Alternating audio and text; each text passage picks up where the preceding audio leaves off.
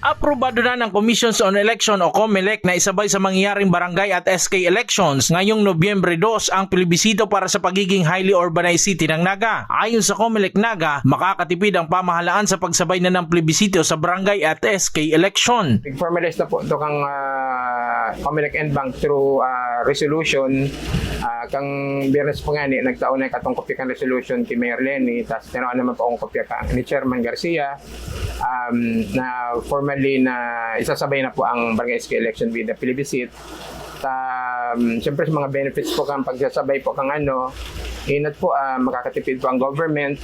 Kung po isasabay ang plebisito, more or less magagastos sa plebiscite mga 50 million.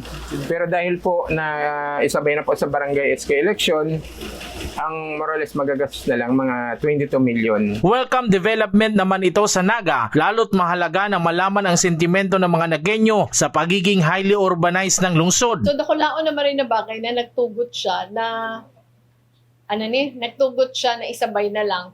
Ang isasaguton ta na lang itong extra. Yan si number 1. Ang number 2, historically kaya ang gabo sa plebiscite all over the Philippines, dikiton ang nagpa-participate. Garo na sa mga 37% lang. Ang barangay elections, historically, ang nagpa-participate dyan, mga 60 to 70%. So, mas may expect mas gulpi ang ma-participate sa plebiscite kung kasabay ka ang barangay elections. Jan Amador, CSN.